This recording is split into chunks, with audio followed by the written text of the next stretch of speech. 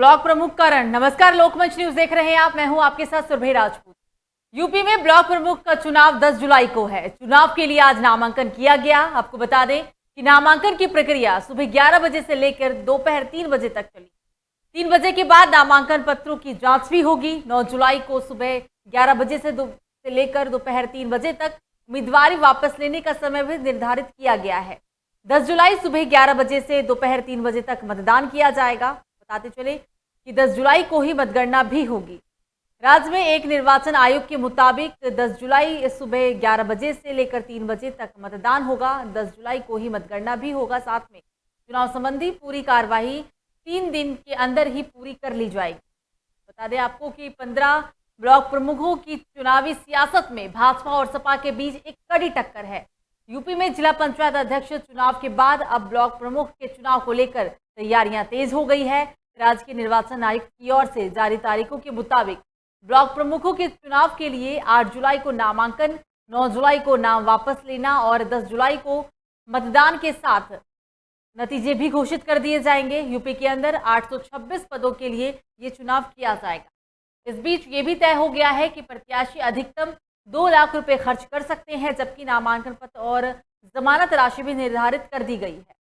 UP block प्रमुख चुनाव के लिए कोई भी प्रत्याशी अधिकतम 4 सीटों में नामांकन कर सकेगा। आज यूपी के अलग अलग जिलों में नामांकन की प्रक्रिया सुबह 11 बजे से लेकर 3 बजे तक चल रही है। हालांकि 3 बज चुके हैं, लेकिन इस बीच कई जिलों से फायरिंग की खबर आई। 2 पक्षों में जमकर झड़प भी हुआ है। पुलिस प्रशासन हालांकि हर चीज को देखते हुए पहले से अंदेशा था, क्योंकि जिस तरीके से त्रिस्तरीय पंचायत चुनाव में या जिला पंचायत अध्यक्ष चुनाव में देखने को मिला था, उसको देखते हुए पुलिस प्रशासन ने अपने स्तर पर तैयारियां पूरी कर ली थी। इन्हीं तैयारियों को देखते हुए ही आज ब्लॉक प्रमुख पंचायत चुनाव के नामांकन के दौरान भारी पुलिस बल भी मौके पर तैनात था। और इसी पर चर्चा करने के लिए हमारे साथ निखिल लखनऊ से सीधे लाइव जुड़ेंगे। संवाददाता है दीपक अलीगढ़ से लाइव जुड़ गए हैं और मोहसिन खान आगरा से। चर्चा की शुरुआत करेंगे। निखिल, सबसे पहले आपके पास आते हैं। आज ब्लॉक प्रमुख चुनाव के लिए नामांकन की प्रक्रिया शुरू, हालांकि समय 11 बजे से लेकर 3 बजे तक का था। क्या कुछ देखने को मिला है और भी क्या धरातल स्तर पर चीजें देखी गई है, वो बताएं आप।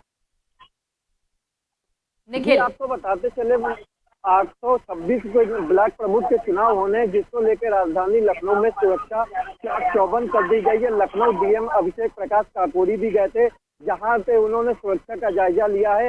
हालांकि जो नामांकन होंगे उसके लिए कड़ी सुरक्षा कर दी गई है। जी निखिल, यूपी के कई जिलों के अंदर फायरिंग की भी खबर सामने आई है। 2 पक्षों में झड़प भी हुआ है, तमाम ऐसी चीजें देखी गई है। लखनऊ के अंदर क्या कुछ ऐसा अभी तक सुनने या देखने को मिला? जी नहीं, अभी तो आपको बता दें, सूत्रों के मुताबिक जानकारी मिली है कि सीतापुर में निर्दलीय प्रत्याशी जब नामांकन भरने के लिए जा रही थे तो उनके ऊपर फायरिंग हुई है। हालांकि इसकी अभी लोग हम पुष्टि नहीं करते, जानकारी आई है, लेकिन लखनऊ में ऐसी अभी कहीं भी कोई ऐसी घटना नहीं आई। लगातार पुलिस प्रशासन मुस्तैद है। डीएम अभिषेक प्रकाश लगातार बूथों के चक्कर लगा रहे हैं कि कहीं ना कोई किसी तरह की अप्रिय घटना ना हो। जी बिल्कुल निखिल, बने रहिए। सीधा चलते हैं दीपक के पास। दीपक, ब्लॉक प्रमुख चुनाव के लिए नामांकन की प्रक्रिया शुरू, हालांकि 3 बज चुके हैं, समय भी खत्म हो चुका है नामांकन की प्रक्रिया को लेकर। क्या कुछ सुरक्षा के लिहाज से अगर हम बात करें, क्या कुछ देखा गया फिलहाल? देखिए मैडम, मैं आपको बता दूं कि आज सुबह से 11 बजे से ही जो ब्लॉक प्रमुख के जो प्रत्याशी हैं वो अपना नामांकन करने के लिए आए। जनपद अलीगढ़ के 12 ब्लॉकों में भारतीय जनता पार्टी ने अपने 11 प्रत्याशियों को उतारा है। वही बात करें कि सपा और रालोद ने इगलास ब्लॉक में अपने एक प्रत्याशी को उतारा है। इसी बीच इगलास ब्लॉक का जो प्रत्याशी है वहाँ सपा और रालोद के गठबंधन से वो ब्लॉक प्रमुख का प्रत्याशी है। जैसे वे नामांकन करने के लिए अपने ब्लॉक में आए थे तो वहाँ सपा कार्यकर्ताओं की नोकझोंक भी हुई थी और सपा जिला अध्यक्ष ने साफ तौर पर प्रशासन पर गंभीर आरोप लगाए थे कि प्रशासन कहीं भाजपा के लिए साठगांठ करता हुआ नजर आ रहा है। लेकिन हालांकि हमने जब इसके उच्च अधिकारियों से जानकारी चाही तो उन्होंने साफ मना कर दिया कि निष्पक्ष तरीके से पर्चा भरा जा रहा है और नामांकन किया जा रहा है। आपको बता दें कि भारतीय जनता पार्टी एक ऐसी पार्टी है जिन्होंने 12 ब्लॉकों पे अभी तक अपने 11 प्रत्याशी को उतारा है, जबकि अलीगढ़ में 12 ब्लॉक में केवल एक ही ब्लॉक शेष है और सपा पार्टी और रालोद पार्टी ने अपनी एक ही प्रत्याशी को अभी तक उतारा है। मतलब भाजपा की तरफ से 11 प्रत्याशी और सपा की तरफ से सिर्फ एक प्रत्याशी को उतारा गया है। दीपक, लगातार कानून व्यवस्था को लेकर इस बार के चुनाव में सवाल उठ रहे हैं। चाहे वो जिला पंचायत का चुनाव हो, चाहे वो त्रिस्तरीय चुनाव हो, अब ब्लॉक प्रमुख का चुनाव है, कानून व्यवस्था पर लगातार सवाल खड़ा किया जा रहा है।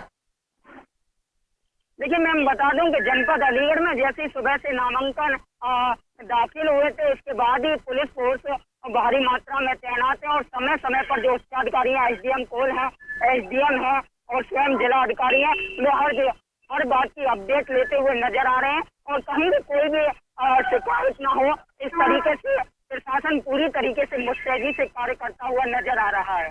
दीपक, अभी आपने नोकझोंक को लेकर खबर भी बताई कि सपा प्रत्याशी और भाजपा के दोनों पक्षों में नोकझोंक भी हुई है। इसको लेकर और कुछ अगर अपडेट हो तो वो भी बताएं। देखिए मैम, मैं आपको बता दूं कि एक इगलास ब्लॉक पड़ता है जनपद अलीगढ़ के अंदर, वहाँ सपा और रालोद का गठबंधन से प्रत्याशी स्नेहलता जैसे अपने नामांकन करने पहुंचे थे, तो उसे नामांकन कक्ष में जैसे ही दाखिल किया था तो वहाँ कोई किसी बात को लेकर उनकी कहासुनी हो गई थी, जिसके बाद जिला अध्यक्ष सपा गिरीश यादव जो है, उन्होंने भारतीय जनता पार्टी पर और जिला प्रशासन पर गंभीर आरोप लगाना शुरू कर दिए और इसी बीच भाजपा जो सपा के कार्यकर्ता हैं वहाँ जमकर नारेबाजी करने लगे और भाजपा का जमकर तंज करते हुए नजर भी आए। बिल्कुल दीपक, बने रहिए, सीधा चलते हैं आगरा मोहसिन के पास। मोहसिन, सीधी टक्कर है सपा और भाजपा में, कानून व्यवस्था की क्या तैयारी है पंचायत चुनाव को देखते हुए, ब्लॉक स्तर चुनाव को देखते हुए? सुरभि जी, मैं आपको बता दूं कि ब्लॉक प्रमुख नामांकन पूरी यूपी के अंदर जारी है, प्रक्रिया जारी है। बात की जाए ताजनगरी आगरा की, तो ताजनगरी आगरा के अंदर भी सुबह 11 बजे से ही प्रक्रिया जारी हुई है नामांकन की। लेकिन बात की जाए कानून व्यवस्था की, तो कानून व्यवस्था पूरी तरीके से मुस्तैद है। आगरा के डीएम प्रभु एनसी खुद जाके ब्लॉकों पर निरीक्षण कर रहे हैं और आगरा के एसएसपी भी जाकर निरीक्षण कर रहे हैं। कानून व्यवस्था की बात की जाए, कानून व्यवस्था पूरी तरीके से परफेक्ट है ताजनगरी आगरा के अंदर। नामांकन का जो समय था वो सुबह 11 बजे से लेके दोपहर के 3 बजे तक का था, हालांकि 3 बज चुके हैं। क्या नामांकन संपन्न हो चुका है या अभी भी नामांकन भरा जा रहा है? जी, अब तो नामांकन तो 3 बजे तक का समय था वो पूरा हो चुका है, लेकिन अब नामांकन नहीं भरे जा रहे हैं। और बात किया सपा भाजपा के अंदर दोनों प्रत्याशी उतारे हैं और प्रत्याशियों की घेराबंदी भी चालू हो गई है। कानून व्यवस्था के साथ स्थानीय सिस्टम पर भी लगातार सवाल खड़े हो रहे हैं। इस बार आपने कहा कि कानून व्यवस्था पूरी तरीके से मुस्तैद है।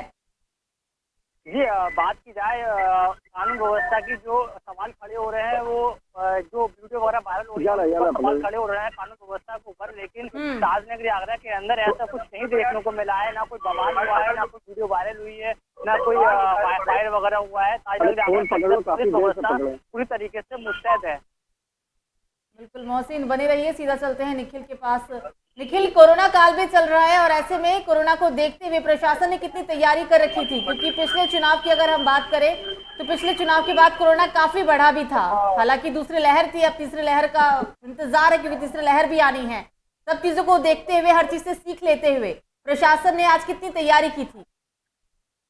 जी, आपको बता दें कोरोना की तीसरी लहर का भी है, उसको देखते हुए जहाँ चुनाव होने वहाँ पे पूरा स्वास्थ्य विभाग ने अपनी तैयारियां पूरी कर ली है। किसी को बिना मास्क के एंट्री नहीं मिलेगी, ना ही वो मतदान कर पाएगा। सैनिटाइजर के लेके लगातार हर चीज की व्यवस्था वहाँ पे कर ली गई है। डीएम अभिषेक प्रकाश ने भी आदेश कर रखा है, बिना मास्क कोई मतगणना नहीं करेगा। हालांकि ब्लॉक प्रमुख चुनाव के लेके सख्ती बहुत ज्यादा कर दी गई है प्रशासन द्वारा। जी, किस तरह की सख्ती है ये बताएं? सख्ती के लिए किसी प्रकार के कुछ दूरी पर बल्लियां तक लगा दी गई, किसी वाहन को, अज्ञात वाहन को भी आने की अनुमति नहीं है। लगातार सुरक्षा के जायजा लिया जा रहा है। जी निखिल, आपने ये कहा था कि हालांकि कुछ नोकझोंक भी हुई है, अभी उसकी पुष्टि नहीं हुई है, सूत्रों के हवाले से वो खबर थी। किन इलाकों में ऐसी खबर सामने आई है लखनऊ के? जी इलाकों से? जी, आवाज नहीं आई आपकी। निखिल, मेरा प्रश्न आपसे ये है कि इससे पहले आपने कहा था कि कुछ इलाकों से, जैसे यूपी के अलग अलग जिलों से झड़प की खबर सामने आई, दो पक्षों में जमकर झड़प भी हुआ है, इटावा में फायरिंग तक की नौबत आ गई। लखनऊ के अंदर कोई ऐसा इलाका जहां पर ऐसी खबर सामने आई हो? जी, लखनऊ में 8 ब्लॉक मतदान होने हैं जहां पे कहीं भी ऐसी कोई अप्रिय घटना सूचना आई। यहाँ पे लखनऊ पुलिस प्रशासन लगातार मुस्तैद है। अधिकारी लगातार फील्ड पे उतरे हुए हैं, लगातार हर चीज की समीक्षा कर रहे हैं, किसी प्रकार की कोई अप्रिय घटना ना हो। जी निखिल, इस बार सीधी टक्कर सपा और भाजपा में है, दोनों ही पार्टियों की तरफ से कितनी तैयारी है अपने अपने स्तर पर? जी, आपको बता दें, इस समय बस्ती तालाब की बात करें जो लखनऊ का मेन इस समय माना जा रहा है गढ़, जहाँ पे बीजेपी से उषा सिंह और समाजवादी पार्टी से रेणु यादव खड़ी हुई है ब्लॉक प्रमुख के लिए। दोनों में टक्कर बड़ी मजबूत देखने को मिल रही है। जी कांग्रेस की तरफ से या बसपा की तरफ से? जी, उनमें ऐसी कोई टक्कर देखने को मिल रही। लगातार जैसे आपको बता दें कि प्रधान के चुनाव में जिस तरह सपा ने अपना परचम लहराया था, बीजेपी की वहां पे काफी मतों से हार भी हुई थी। उसको देखते हुए जहां जिलाध्यक्ष के चुनाव में बीजेपी ने बढ़त हासिल कर ली थी, लेकिन अब ब्लॉक प्रमुख के चुनाव जो है उनकी तीस की नाक की बताई जा रही है बीजेपी की। अगर ब्लॉक प्रमुख का चुनाव देखा जाए तो ये 2022 के चुनाव को लेकर भी गणना के अधीन आता है। अगर 2000 ये चुनाव जो है ब्लॉक प्रमुख का जो चुनाव हो रहा है जिसमें इतनी जीत होगी, वही 2022 की सत्ता पे बैठने में कायम रहेगा। जी बिल्कुल निखिल, बने रहिए। सीधा चलते हैं अलीगढ़ दीपक के पास। दीपक, कोरोना को देखते हुए प्रशासन ने क्या तैयारियां की थी इस बार खास अलग? क्योंकि पिछली बार की बात करें तो पिछली बार कहीं ना कहीं प्रशासन से चूक हुई, कोरोना फैला। हर चीज को देखते हुए प्रशासन की तरफ से क्या खास तैयारियां थी या पहले के जैसे ही इस बार भी तैयारियां थी? देखिए मैडम, मैं आपको बता दूं, कोविड को देखते हुए प्रशासन ने केवल जो प्रत्याशी हैं और उनके जो सहयोगी हैं उनको केवल मास्क अनिवार्य कर दिया था और सैनिटाइजर अनिवार्य कर दिया था। लेकिन खास तौर पर देखा जाए तो कोरोना नियमों की जो है और नामांकन के दौरान धज्जियां उड़ती हुई नजर आई। और ये हमेशा ही होता है कि जब कोई किसी भी प्रकार के नामांकन होते हैं तो कहीं ना कहीं कोविड नियमों की धज्जियां उड़ती हुई साफ नजर आती हैं। मतलब आज भी कोविड गाइडलाइन की धज्जियां उड़ी है, जैसा बोला जा रहा था कि कोरोना गाइडलाइन का ध्यान रखा जाएगा, कहीं ना कहीं उसका उल्लंघन आज भी किया गया। जी मैम, बिल्कुल आज उल्लंघन किया गया है, कोविड गाइडलाइन का उल्लंघन किया गया है। और यहाँ तक कि बता दूं कि केवल मास्क ही अनिवार्य किया गया था और जो भी लोग आते हैं प्रत्याशियों के साथ किसी किसी के मुंह पर मास्क भी नहीं देखा गया था और कहीं ना कहीं सामाजिक दूरी की भी धज्जियां उड़ती हुई नजर आई थी। दीपक, प्रत्याशी भारी तादाद में ही सुबह से ही अब केंद्रों पर पहुंचने लगे थे नामांकन के लिए। भीड़ को कंट्रोल करने के लिए क्या तैयारियां थी खास?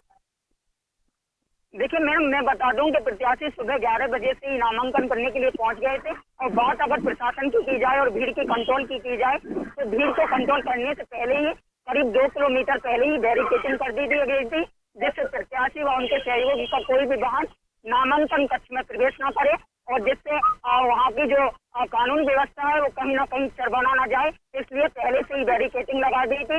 वहाँ पुलिस कर्मियों को मिसचार्ज कर दिया गया था, जिससे कोई भी अज्ञात वाहन या अज्ञात युवक उस नामांकन कक्ष में प्रवेश न करे। इसके लिए पुलिस कर्मी भी हर तरीके से मुस्तैदी से कार्य करते हुए नजर आए थे। दीपक, बने रहिए। सीधा चलते हैं अब मोहसिन के पास। मोहसिन, ब्लॉक प्रमुख चुनाव को लेकर जो बातें अब सामने निकल कर आ रही है, लगातार बीजेपी पार्टी दावा कर रही है कि हम ही जीतेंगे, क्योंकि जैसा देखने को मिला जिला पंचायत अध्यक्ष चुनाव के अंदर भी 67 सीटें मिली, तमाम तरह की चीजें देखी गई। और इस चुनाव से कहीं ना कहीं विधानसभा चुनाव से रिलेट किया जा रहा है कि अगर इस बार ये जो चुनाव है वो जिसके पक्ष में होगा, क्योंकि जाहिर सी बात है कि यहाँ पर लोग तो वोट करते नहीं है, उम्मीदवारों की वोटिंग होती है। 2022 से बहुत कुछ रिलेट हो रहा है।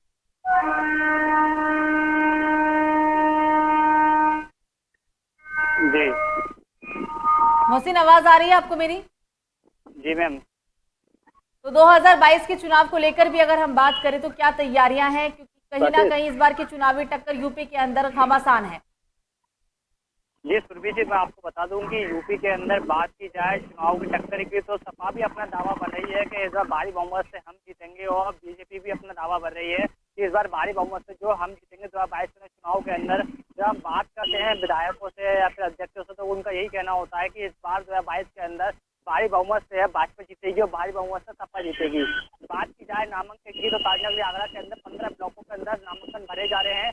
और पुलिस व्यवस्था की बात की जाए, पुलिस व्यवस्था पूरी तरीके से मुस्तैद है। लेकिन बात की जाए तीसरी लहर को लेकर कोरोना गाइडलाइन, कोरोना की दूसरी लहर जो निकल के चुकी है, तीसरी लहर आने वाली है, ऐसी आशंका लगाई जा रही है कि कोरोना की तीसरी लहर आ सकती है।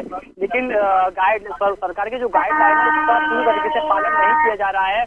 लोग मास्क का तो पालन कर रहे हैं, क्योंकि नामांकन भरने आ रहे हैं, पुलिस प्रशासन पूरा मुस्तैद है। लेकिन कुछ लोगों के चेहरे पे मास्क दिखाई दे रहा है, कुछ लोगों के चेहरे पे मास्क नहीं दिखाई दे रहा है। लेकिन सोशल डिस्टेंस की पूरी तरीके से धज्जियां उड़ाई जा रही है पुलिस प्रशासन के सामने भी। जो प्रत्याशी कोरोना गाइडलाइन का पालन नहीं कर रहे हैं, ऐसे प्रत्याशियों के खिलाफ प्रशासन कैसी कार्रवाई कर रहा है? अभी तो कुछ नहीं कह सकते सुरभि जी के प्रशासन किस तरीके से कार्रवाई करेगा। अभी तो नामांकन भरने का टाइम था और नामांकन पूरा भी हो चुका है वो। लेकिन अब देखा जाएगा किस तरीके से उनको पर कार्रवाई की जाती है जिन प्रत्याशियों ने सरकारी गाइडलाइन का उल्लंघन किया है और बिना मास्क के प्रत्याशी नजर आए और सोशल डिस्टेंसिंग उड़ाते हुए नजर आए, तो उनके खिलाफ क्या कार्रवाई की जाएगी ये तो अब देखा जाएगा। मोहसिन, जिस वक्त 73 पंचायत चुनाव था उस वक्त कोरोना की दूसरी लहर थी, पीक पे था कोरोना। अब यूपी के अंदर चुनाव हुए, सोशल डिस्टेंसिंग की धज्जियां उड़ाई गई, नतीजा ये रहा कि यूपी पीक पर चला गया अब कोरोना को लेकर। तो उन सब चीजों से सीख लेते हुए इस बार प्रशासन ने क्या खास तैयारियां की थी? बात की जाए प्रशासन की खास तैयारियों की, प्रशासन ने जो बल्ली वगैरह लगाकर और बैरिकेडिंग लगा पूरी तरीके से तैयारी तो की थी, लेकिन जो प्रत्याशी नामांकन भरने के लिए आए थे उन लोगों ने सरकारी गाइडलाइन का उल्लंघन किया है। पुलिस की मौजूदगी में पुलिस तो पूरी तरीके से मुस्तैद थी, पुलिस ने बल्ली वगैरह लगाकर और जो भी बैरिकेडिंग करके पूरी तरीके से रोकने की कोशिश की थी। वाहन वगैरह नामांकन भरने के लिए ना जाए उस साइड के, और वाहन जो है बैरिकेडिंग के उस तरफ भी रहे। लेकिन देखा गया है कि जो नामांकन बनने प्रत्याशी आए थे, प्रत्याशी के साथ जो लोग आए थे वो लोग सरकारी गाइडलाइन का कहीं ना कहीं उन्होंने उल्लंघन किया है। बिना मास्क के लोग नजर आए थे और सोशल डिस्टेंसिंग की धज्जियां उड़ाते नजर आए थे। लेकिन उनको थोड़ा ये सोचना चाहिए था, कोरोना की दूसरी लहर रोक चुकी है, तीसरी लहर आने की आशंका है, वो सरकारी गाइडलाइन का पालन करें और मास्क का प्रयोग करें। लेकिन पुलिस की मौजूदगी में ऐसा कुछ देखने को नहीं मिला। सुरभि जी, मोहसिन बने रहिए, सीधा चल रहे हैं अब निखिल के पास। निखिल, 2022 के चुनाव से पहले ये सेमीफाइनल है, 2022 का चुनाव है, सभी पार्टियों की तैयारी पूरी है और आज ब्लॉक स्तर का जो चुनाव होना है उसको लेकर नामांकन की प्रक्रिया भी है, सेमीफाइनल है। तैयारियां बताएं और कितने पार्टियां अपने अपने स्तर पर कितनी तैयारी कर रही हैं?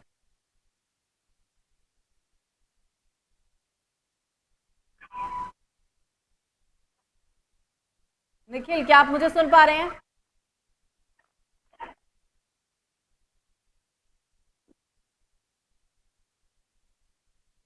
किसी तकनीकी समस्या के कारण उन तक हमारी आवाज नहीं पहुंच पा रही है। दीपक के पास चलते हैं। दीपक, सपा और बीजेपी में सीधी टक्कर। अब कहीं ना कहीं जो दूसरी पार्टियां हैं, अगर वो हम कांग्रेस की बात करें, बसपा की बात करें, तो दूसरी पार्टियां इस चुनावी रण में दिखती नहीं। हालांकि अपनी तरफ से वो भी तैयारी कर रही है, लेकिन सीधी टक्कर इस बार हम सपा और बीजेपी में ही देख रहे हैं। देखिए मैडम, मैं बता दूं, भाजपा और समाजवादी पार्टी में ब्लॉक प्रमुखों के जो टक्कर है वो सीधी टक्कर देखी जा रही है। हालांकि बसपा और कांग्रेस में बिल्कुल भी टक्कर नहीं देखी जा रही है। भारतीय जनता पार्टी एवं समाजवादी पार्टी ने अपने प्रत्याशी मैदान में उतारे हैं। उन प्रत्याशियों के लिए 1156 क्षेत्र पंचायतीय सदस्य मतदान करेंगे। उन्हीं मतदानों से ही इन ब्लॉक प्रमुखों के सिर का ताज बनेगा, इनके जीत का फैसला होगा। और सीधी टक्कर अगर मानते हैं तो भारतीय जनता पार्टी एवं समाजवादी पार्टी में सीधी टक्कर अब की देखी जा रही है। वहीं बात करें तो सूत्रों की भी माने तो इस बार भी भारतीय जनता पार्टी ब्लॉक प्रमुख की दावेदारी के लिए परचम लहरा सकती है। जैसे जिला पंचायत चुनाव में देखने को मिला, जिला पंचायत चुनाव के दौरान वैसा ही कुछ ब्लॉक प्रमुख चुनाव में भी होगा, ये पूरी उम्मीद है। दीपक बने रहिए। बिल्कुल, भारतीय जनता पार्टी बोले भारतीय जनता पार्टी की इस बार पूरी उम्मीद है, ये लोग भी कहते हुए नजर आ रहे हैं, सूत्रों की माने तो वो भी। और जहाँ तक कि जो क्या कहते हैं, लोकमंच न्यूज ने जो ग्राउंड लेवल से जो रिपोर्टिंग की है उसके जरिए हमको पता है कि इस बार भी ब्लॉक प्रमुख की जो दावेदारी है वो भाजपा के पक्ष में आती हुई नजर आ रही है। बिल्कुल दीपक, ग्राउंड रिपोर्टिंग कर रहे हैं, तो जनता की क्या राय है, जो जनता से आपने जानने की कोशिश किया हो या फिर जो आपको समझ आया हो उसे बताएं। देखिए मैं बता दूंगा, जनता सीधे तौर पे भाजपा प्रत्याशियों को पसंद करती हुई नजर आ रही है, क्योंकि कहीं ना कहीं जो कुछ पिछले जो ब्लॉक प्रमुख है, कहीं ना कहीं उनके कार्यकाल में कार्य हुआ था और जो अधूरा कार्य रह गया, जनता आज भी उनको पसंद कर रही है कि कहीं ना कहीं उनका दोबारा से कार्यकाल आए और जो अधूरा कार्य रह गया है वह पूरा हो सके। हालांकि अगर दूसरा प्रत्याशी अगर ब्लॉक प्रमुख बनता है तो कहीं ना कहीं उन कार्यों को दबा दिया जाएगा और नए सिरे से कार्यों को किया जाएगा, जो कि कहीं ना कहीं जनता उन कार्यों के लिए अनदेखी करती हुई नजर आ रही है। और भाजपा प्रत्याशी को दोबारा से जीत की करने का दावा जनता द्वारा किया जा रहा है। मतलब एक बार फिर से यूपी में बीजेपी सरकार। बने रहिए। दीपक, सीधा चलते हैं निखिल के पास। निखिल, अभी दीपक ने कहा कि अलीगढ़ में बीजेपी की लहर है, जो लोग हैं वो बीजेपी को ही पसंद कर रहे हैं और वो चाहते हैं एक बार फिर से बीजेपी ही सत्ता में काबिज हो। लखनऊ में भी कुछ ऐसा ही है, क्योंकि आप ग्राउंड रिपोर्टिंग करते हैं, तो अगर आपने लोगों से राय लेने की कोशिश की हो, बात की हो, तो वो बताएं आप। जी, ग्राउंड जीरो की रिपोर्ट की बात करें तो जिस तरह कोरोना काल में अस्पतालों में बेड के लिए जनता भर्ती थी, ऑक्सीजन के लिए दूर दूर तक दौड़ रही थी कि ऑक्सीजन सिलेंडर मिल जाए। सुबह से लाइन में लगी हुई थी लगातार। उसको देखते हुए कहीं ना कहीं तो कुछ ना कुछ तो दिख रहा है कि बीजेपी की छवि धूमिल दिख रही है। लेकिन ये जनता है, जनता का मूड सब बदल जाता है, ये कोई भी निश्चित कह नहीं सकता। लेकिन ग्राउंड की बात करें तो हवा तो सपा की ही चल रही है। लेकिन इस समय एक आपको बता दें, एक ब्रेकिंग आ रही है लखनऊ से, मलियाबाग से ब्रेकिंग आ रही, जहाँ पे भाजपाइयों ने सपा प्रत्याशी का पर्चा दाखिल करने जा रहे थे, उनका पर्चा छीना। सूत्रों के मुताबिक वहाँ पे पुलिस प्रशासन मुख्य दर्शक बना हुआ देखने को मिला। जी, मतलब पुलिस प्रशासन बीजेपी पार्टी की तरफ पूरा सपोर्ट है, जिसकी सरकार उसी का सपोर्ट पुलिस प्रशासन का है पूरी तरीके से। शायद यही वजह है कि कानून व्यवस्था के साथ स्थानीय सिस्टम पर भी लगातार सवाल खड़े किए जा रहे हैं। जी। निखिल, पिछले चुनाव के दौरान भी लगातार सपा पार्टी जो है वो ये कह रही थी कि पुलिस प्रशासन जबरन के साथ धरना भी प्रदर्शन उन्होंने किया था, लाठीचार्ज भी किया गया था, तमाम तरह की चीजों का जिक्र किया गया था और आज भी कुछ ऐसा ही सुनने को मिल रहा है। यानी जी आपको बता दें, अखिलेश यादव पूर्व मुख्यमंत्री ने एक बाइट दी जिसमें उन्होंने बोला था कि सत्ता आती है जाती है, अधिकारी रहते हैं जाते हैं, हमारी भी सरकार आएगी। अब हमारी सरकार आएगी, इसमें कई राज छुपे हैं। क्या सरकार आने पे किस तरह का दबाव होगा, किस तरह से क्या होता है, ये तो देखने वाला विषय है। लेकिन कहीं ना कहीं बीजेपी सरकार में कुछ ऐसी गलतियां हो रही है जो खामियां देखने को आगे मिल सकती है। जी, मतलब जिसकी सरकार उसका पुलिस प्रशासन। जी बिल्कुल बिल्कुल बिल्कुल। निखिल बने रहिए, सीधा चलते हैं मोहसिन के पास। मोहसिन, अभी आपने सुना निखिल कह रहे हैं कि एक ब्रेकिंग आ रही है वहां से कि सपाई और भाजपा के बीच झड़प भी हुई है। भाजपा के लोगों ने जबरन सपा के जो प्रत्याशी थे उनका पर्चा फाड़ दिया और सब कुछ देखकर भी पुलिस प्रशासन मौन वहां बना रहा। लगातार सपा पार्टी बीजेपी पर ऐसा आरोप लगा रही है कि चुनाव के दौरान उनके साथ बदसलूकी की गई, प्रशासन की मदद ली गई, तमाम चीजों का जिक्र किया गया। जी सुरभि जी, मैं आपको बता दूं, कहते हैं ना जिसकी लाठी उसी की भैंस, तो जिसकी सरकार उसी का प्रशासन। सरकार जो है सत्ता के अंदर बैठी हुई है, प्रशासन जो चाहे वो कर सकता है। किसी को प्रशासन जब तो मौन बना हुआ है इस तरीके से। लेकिन देखा जा रहा है कहीं ना कहीं सरकार की जो ये सारी गलतियां हैं, ये चुनाव के अंदर बड़ा सवाल अपने अंदर लेके आ सकती हैं। बड़ा नुकसान हो सकता है भाजपा सरकार को, जो गलतियां कोरोना काल के अंदर दौड़ के चुकी हैं और जो गलतियां भाजपा सरकार दोहराती है, बार बार दोहराती है। और सबसे बड़ी गलती कोरोना काल के अंदर भाजपा की बहुत गलती रही है। सरकार के द्वारा कोई भी इंतजाम नहीं किए गए, लोग बेड के लिए परेशान रहे, लोग ऑक्सीजन के लिए परेशान रहे, लोगों को ना तो ऑक्सीजन उपलब्ध हो पाया, ना और क्या हॉस्पिटल के अंदर बेड उपलब्ध हो पाया, जिसके चलते लोगों के अंदर काफी आक्रोश देखने को मिला। काफी लोग सरकार को गलत सलत कह रहे थे कि ये सरकार आने नहीं चाहिए। देश के प्रधानमंत्री नरेंद्र मोदी ने इस देश को खा लिया है और प्रधानमंत्री क्या नाम है, देश के प्रधानमंत्री ने खा लिया है, देश के मुख्यमंत्री ने खा लिया है, देश को खा लिया है। आने वाले चुनाव के अंदर हम भाजपा सरकार को नहीं चुनेंगे। बिल्कुल मोहसिन, बातचीत के लिए आप तीनों का ही बहुत बहुत शुक्रिया। हमारे साथ निखिल थे लखनऊ से, दीपक थे अलीगढ़ से, मोहसिन खान थे आगरा से। तो ब्लॉक प्रमुख चुनाव को लेकर जो प्रक्रिया थी नामांकन की, वो सुबह 11 बजे से लेकर दोपहर के 3 बजे तक का था। प्रक्रिया शुरू थी, हालांकि प्रक्रिया समाप्त भी हो चुकी है। नामांकन की प्रक्रिया सुबह 11 बजे से लेकर दोपहर के 3 बजे तक चली। 3 बजे के बाद नामांकन पत्रों की जांच भी होगी। 9 जुलाई को सुबह 11 बजे से लेकर दोपहर 3 बजे तक उम्मीदवारी वापस लेने का भी निर्धारित समय किया गया है। लेकिन सबके बीच आज यूपी के अलग अलग जिलों से फायरिंग की भी खबर सामने आई है। इटावा में फायरिंग तक की नौबत हुई है। लगातार समाजवादी पार्टी के जो प्रत्याशी हैं, जो भाजपा के प्रत्याशी हैं, वो आपस में भिड़े हैं। इससे पहले भी चुनाव के दौरान फायरिंग की खबर, दो पक्षों में झड़प, ऐसी कई चीजों का जिक्र किया गया। और हैरानी की बात यह है कि सब कुछ देखने के बावजूद, क्योंकि चुनाव के दौरान पुलिस प्रशासन की काफी मुस्तैदी है, प्रशासन की ड्यूटी लगी हुई है, लेकिन हर चीज देखने के बावजूद पुलिस प्रशासन मौन बना बैठा हुआ है। फिलहाल अभी के लिए मुझे दीजिए इजाजत। लोकमंच न्यूज पर खबरों का सिलसिला जारी रहेगा। नमस्कार।